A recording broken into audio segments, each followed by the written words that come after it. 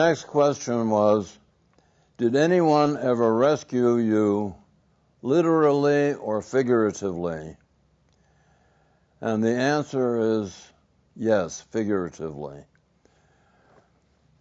At the University of Chicago, I was one of the younger students. I was 15. The only other 15-year-olds were townies. I was in the dormitory, and I was mixed in with World War II veterans in the dorm.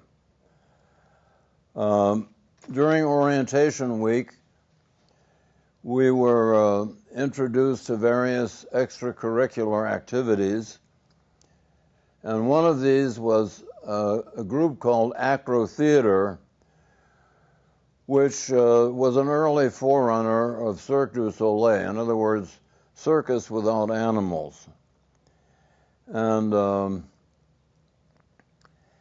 I was very impressed by my introduction to Acro Theater, and the director was Bud Beyer, who was also the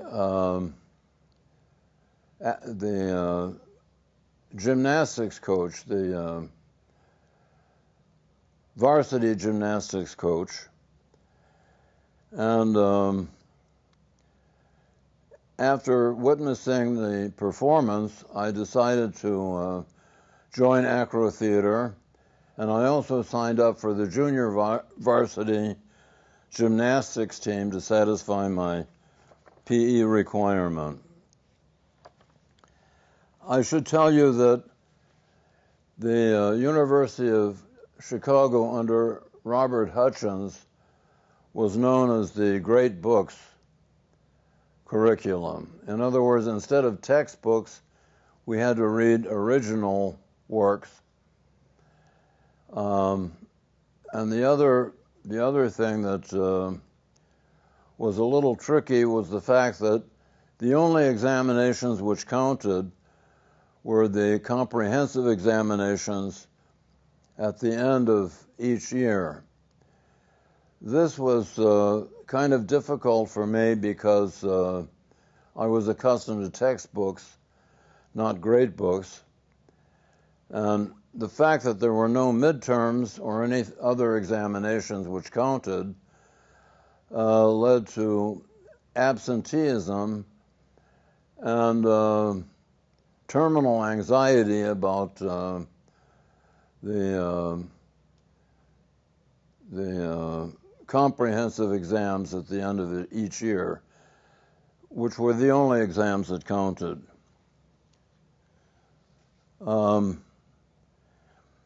Anyway, Acro Theater was my rescue. And in addition to Bud Beyer, who must have seen something in me because he gave me the leading speaking part in the new production called Magic Rope, The Magic Rope. Life magazine came and filmed it and devoted 2 pages of Life magazine to Acro Theater, and so that was my my introduction and my rescue at the University of Chicago. I should also mention the fact that I met a veteran named George Hobby and his wife Pam, who lived near the Illinois Central Railroad, which was an easy bike ride from my dormitory. And they were like an uncle and aunt for me. They were part of my salvation, you could say, during the early years at the University of Chicago.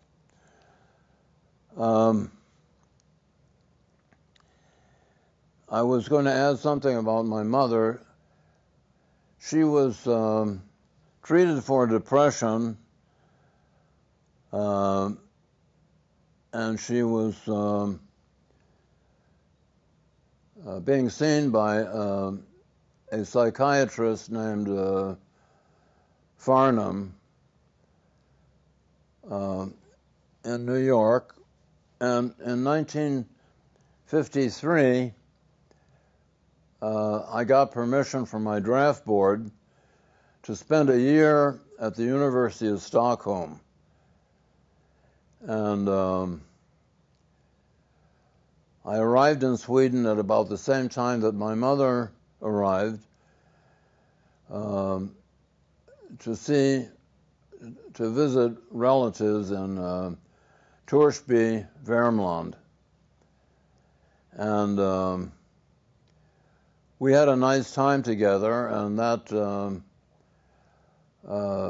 helped me settle into my year at the University of Stockholm.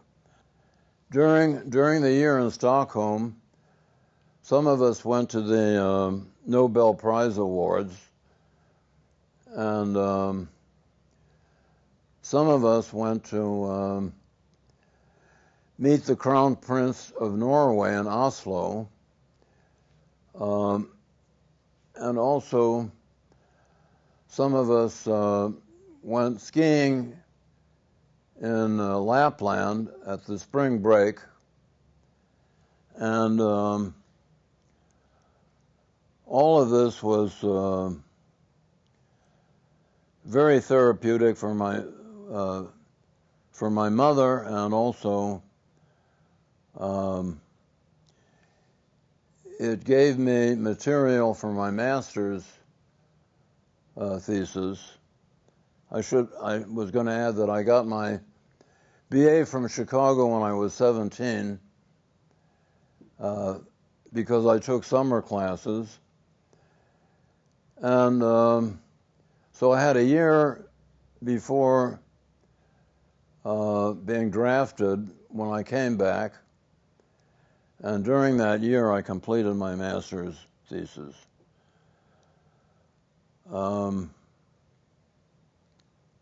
In social science. The next question has to do with military service. And the question was, what was your reaction when you found out you had been drafted into the Army? I was very happy when I was drafted because I had been permitted by the draft board to go to Sweden and complete my MA, and so the timing was perfect.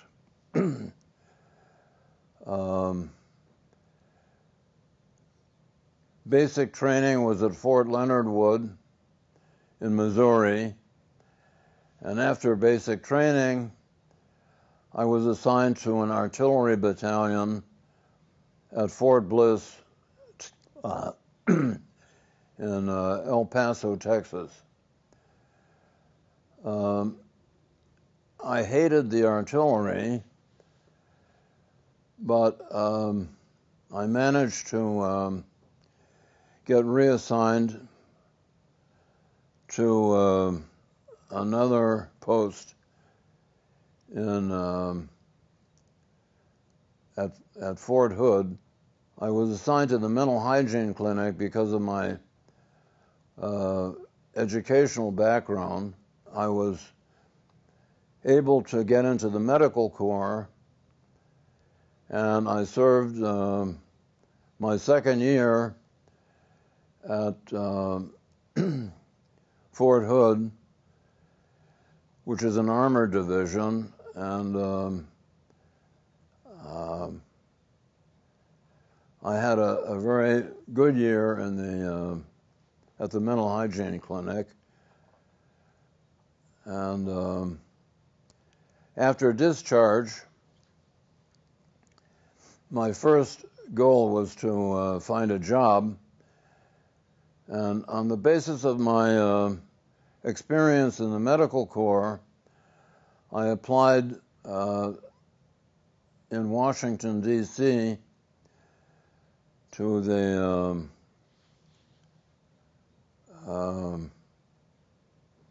what was it?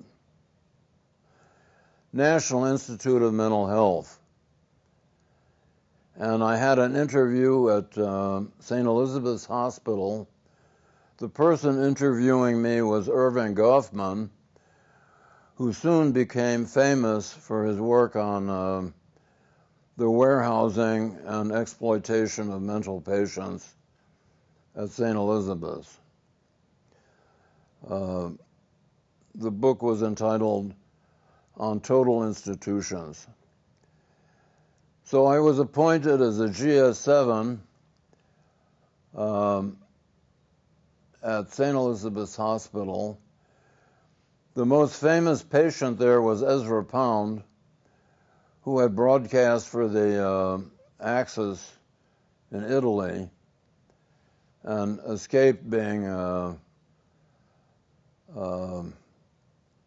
sentenced to prison for espionage, and instead was incarcerated at St. Elizabeth's Hospital as a mental patient.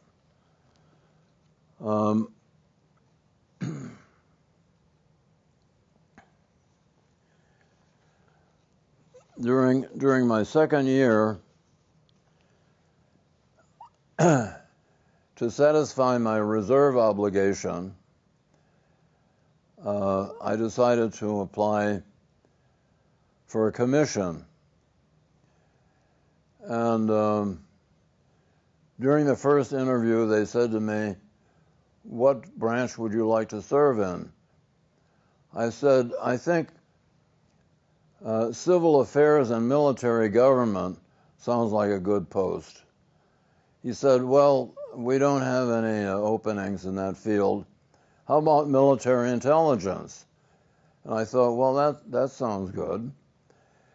It turned out military intelligence is a euphemism for infantry and map reading. I hated map reading, but I liked marching. So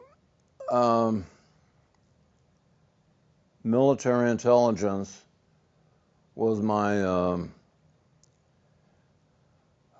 choice of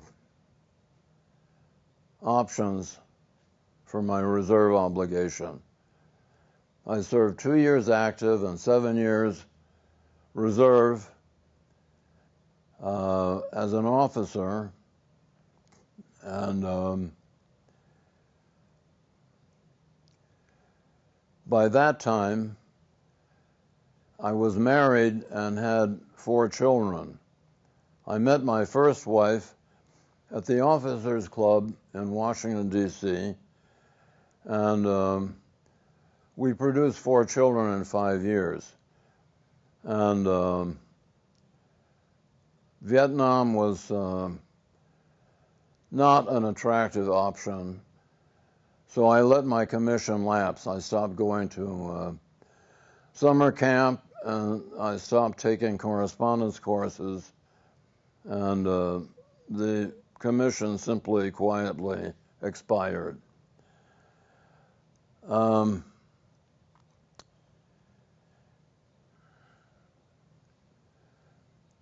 I spent 2 years at Duke University.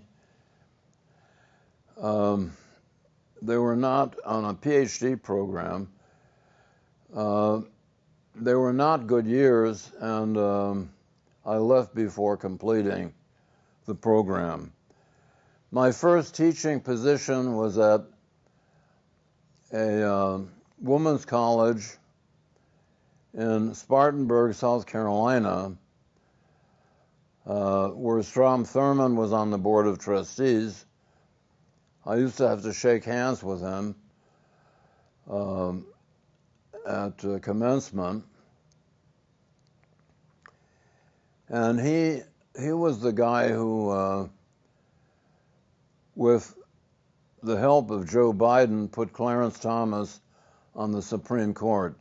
That's the only thing I have against Joe Biden. I think he was a good president. But the worst thing he ever did was to put Clarence Thomas on the Supreme Court. So I had 3 years at Converse College, after which I went back to graduate school. I didn't need to use the GI Bill because I got a free ride at NYU. There was a program in medical sociology, and it was funded by the U.S. Public Health Service. The director was Elliot Friedson, and that worked out very well for me. The next question was, I was going to say that I was taking courses full-time at NYU.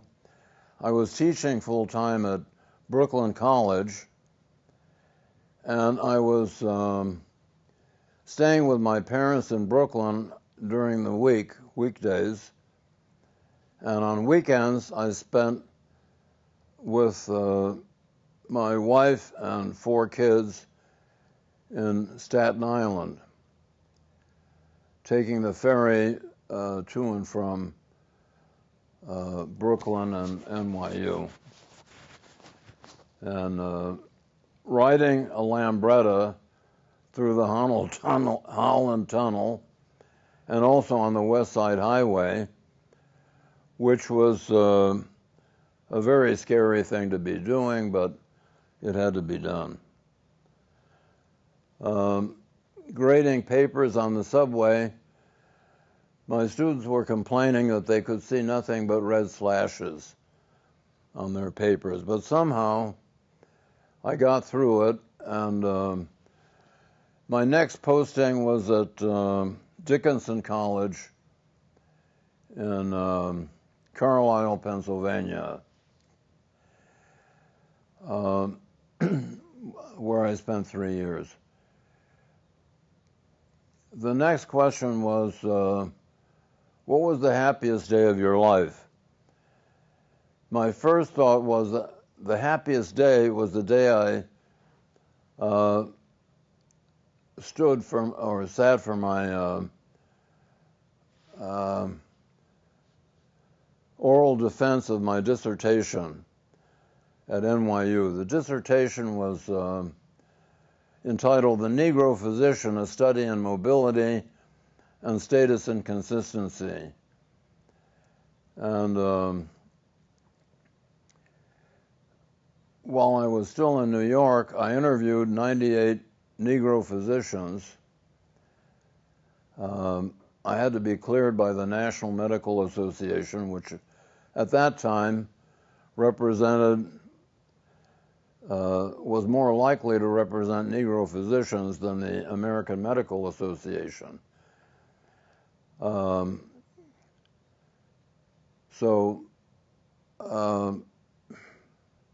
also got a comparison sample of white physicians from a man named John Columbotos at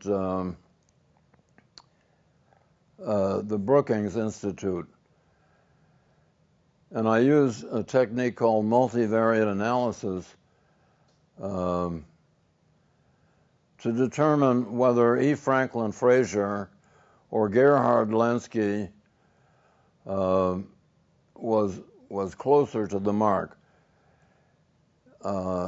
in their assessment of the political values of black physicians. Lenski said black physicians are more likely to be liberal or radical because the experience of status inconsistency is so unpleasant that it would make them uncomfortable or critical of the status quo. And E. Franklin Frazier was a sociologist who said that black physicians are too conservative, and so my job was to determine which perspective is closer to the truth. And it turned out that Lenski had a better fit than E. Franklin Frazier. Anyway, I was sitting for my defense. Can I go on? Okay. I was sitting for my defense at NYU while I was still on the faculty at Dickinson College. And it could have been the worst day of my life, but it turned out well. The first thing that happened was that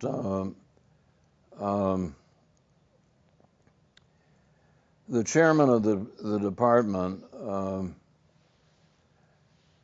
said to me, well, Mr. Richard, I can see that you're ineluctably normative. I knew this was not a compliment, so I just smiled and nodded. The next thing that happened was that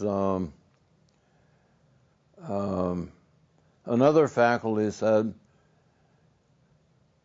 I haven't read this dissertation, but, at which point John Mann interrupted him and said, you're fortunate in that regard.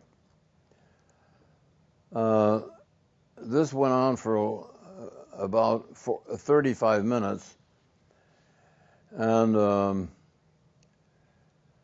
the next statement was,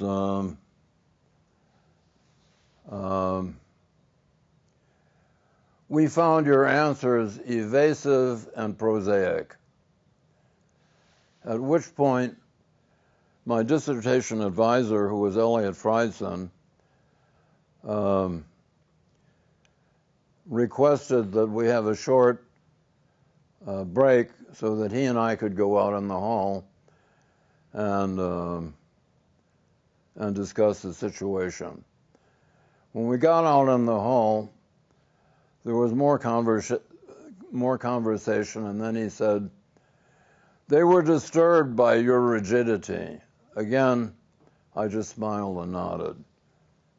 And finally, we went back into the conference room, and I noticed that everyone was smiling and shaking hands. And I realized that my collegial hazing ordeal was finally over. So that could have been the worst day because without a PhD, one has no chance in academia. And even with a PhD, the outcome is somewhat uncertain. So that was the biggest relief of my life. Cut.